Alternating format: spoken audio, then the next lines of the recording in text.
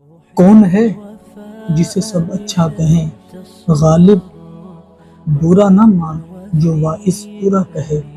ایسا بھی کوئی ہے کہ سب اچھا کہیں جسے؟ دنیا کے اندر جینا ایک فن ہے، مگر اس سے بڑا فن یہ ہے کہ تنقید کے پتھروں کے نیچے بھی اپنے وقار کو بچا لیا جائے۔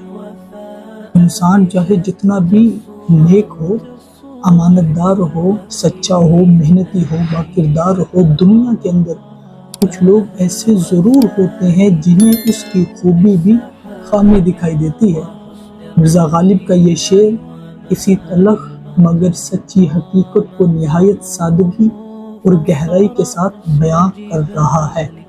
لہذا اگر کوئی واعظ، کوئی مولانا یا کوئی ایسا شخص، دنیا کا جو بھی شخص آپ کو برا بھلا کہے، آپ کو تنقید کا نشانہ بنائے، تو کبھی بھی دل چھوٹا نہ کرے، برا مت منائے، کیونکہ دنیا میں کوئی بھی انسان ایسا نہیں جو ہر ایک کو خوش رکھ سکے، جو سب کی نظروں میں اچھا ہو، کوئی بھی نہیں ایسا۔ ہر انسان کے لیے کوئی نہ کوئی ناپسندیدگی رکھنے والا ضرور ہوتا ہے، اور یہی انسان کی آزمائش ہے۔ ہم اکثر دوسروں کی رائے کو خود پر اتنا حاوی کر لیتے ہیں کہ اپنی اصل پہچان، اپنی خودی، اپنی سچائی کو کھو بیٹھتے ہیں۔ ہم سب کو خوش رکھنے کے چکر کے اندر اپنی ذات کو پسِ پشت ڈال دیتے ہیں، جس کا نتیجہ یہ نکلتا ہے کہ نہ خود ہم خوش رہ پاتے ہیں، نہ کسی کو خوش رکھ پاتے ہیں۔ یہ بھی ایک حقیقت ہے کہ حق بات کہنے والے، سچ پر کھڑا رہنے والے اور اپنے اصولوں پر چلنے والے لوگ اکثر تنقید کا نشانہ بنتے ہیں۔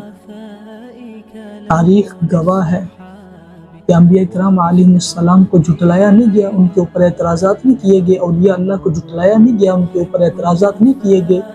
دانشور مصلحین امت کو جھٹلایا نہیں گیا، سب لوگوں کے اوپر اعتراضات کیے گئے، انہیں جھٹلایا گیا، مگر انہوں نے حق کا دامن نہ چھوڑا۔ ہر مرتبہ جواب دینا یا بدلہ لینا کمال نہیں، بلکہ صبر و تحمل، سمجھداری سے کام لینا انسان کو باکمال بناتا ہے۔ لہذا کسی کے سمجھانے پر برا نہ منائیے کہ سچائی، خودی، خلوص کے رستے پر چلتے ہوئے آپ پر ضرور انگلیاں اٹھیں گی، لیکن آپ نے رکنا نہیں۔